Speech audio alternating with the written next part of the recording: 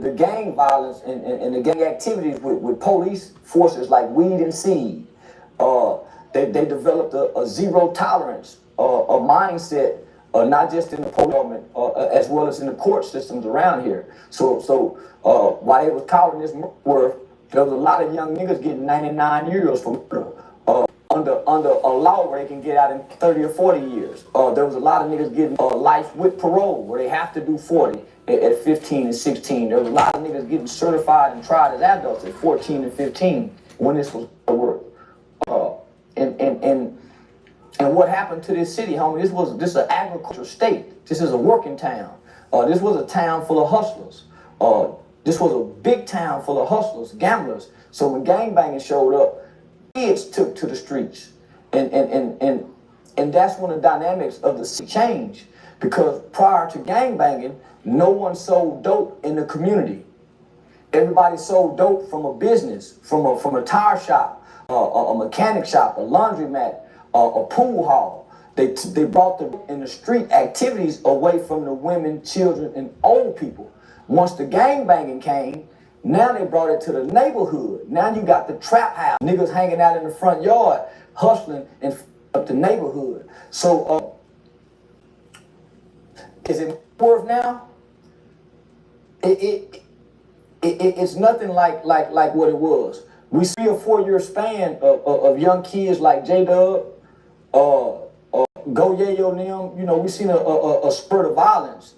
But homie, I was in the schools, I was in the juvenile systems, combating that violence. I was in the city council meetings every week, combating that violence, as well as fighting in the community. They supported the violence. They supported the Go Yayos. They loved Lil J-Dub and them. So I was squabbling with the clubs who were letting them get in with the guns. So it's a difference now. The police department now has a VIP program that's similar to the one that was developed in California years ago. It's a violent intervention program where they use formerly incarcerated men, former gang members who once and still have a little weight in the streets, who can show up at murder scenes and talk to both sides. So they got a lot of funding for that now. So we're seeing things change because we're seeing more youth engagement programs, youth development programs, not just in the community, but at the middle schools and high schools too. So I think more people in this city, in this area, are now trying to focus more on the youth violence overall than just gun violence. I mean, Fort Worth is the gang capital of Texas, but how much has it changed drastically? Do you notice a change in Fort Worth, the culture now? Yeah, these niggas ain't gang banging no more. These niggas is rap banging, click banging, because in most of the little rap, you got what the police call a hybrid gang, right? So you got hybrid gangs, you got Crips and Bloods that make up this one clique, and they gang.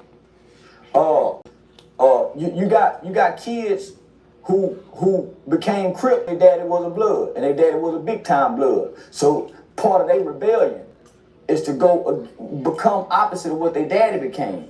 Then you got a lot of kids who fathers who got big names, and they feel an obligation to fill those shoes. What's changed about it now is if a kid get caught with a gun now, they're not gonna let him out till he tell where he got that gun from, where the gun is now. If they know, if Judge Alex Kim know he got a gun. What's changed about Fort Worth now is these niggas scared of gang more than what gang unit is the only ones make these niggas get naked in the streets. Take your shirt off, turn around, let me pictures, throw up your signs. What's different now is babies. It's babies that's being allowed to come out and play in the streets. When we started coming, we really had teenager guys who was misleading us. So our OGs, so we were 14, 15, homie. Our OGs were 8, 19. Them niggas still kids they sell. You had the 21-year-old niggas who thought you put the young nigga in the spot, you give him 500 heroin pills. You give him a 100 slab of dope, and he make 20 off every 100. So that's when it changed. So they were putting dope in our hands, homie, to sell and make. Now what we're seeing is somebody's putting guns in children's hands. And I know how we got guns. We broke into houses. We found us a corner house with a boat, and we broke into houses. That's typically how we got guns as a kid. But these kids here are getting military type guns, homie. That's what's different. The level of culpability, the level of understanding, the lack, the ability to really understand consequences. That's scary. The internet is different. You can create an enemy just from the internet, and now you got a op now. Just by being on the internet, you don't even know them. You got an op just from waking up logging on the internet. Whereas you have to go out, you have to. You see what I'm saying? So, but most importantly, what's different is, this is an illiterate group. I'm gonna say it again. This is an illiterate group. Only 36% of children in the Fort Worth Independent School District can read on or above their grade level. I'm not gonna name the school, but nigga, there's a school nigga where the 9th grade down there, all them niggas in special ed. What's this, high school? Yeah. What, Damn now, I ain't gonna do them people like that. But damn near all the 9th grade in special ed, my nigga. This group is illiterate. This group here struggles with not just reading, but reading comprehension. So, in order for you to spell words like LMK or LMFAO, what's that other one? They spell hell, as hell, ASL. Yeah, so in order for you to rewire your brain. Chicago started that though. But they can't read in Chicago neither. Them niggas dumb in the fuck up there. Them babies in Chicago dumb in the motherfucker. You hear how they rap? That's where mumbling rapping come from. That's where mumbling rapping come from. Niggas mumbling can't pronounce words.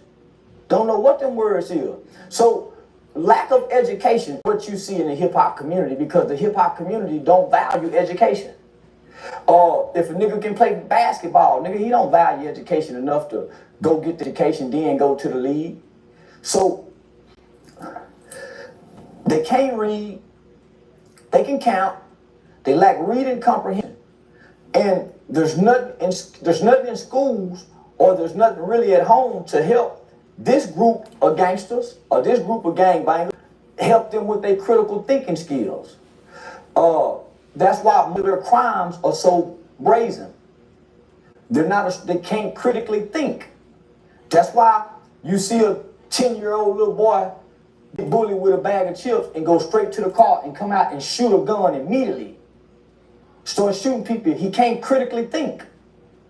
There's nothing in our society right now that's developing critical thinking skills.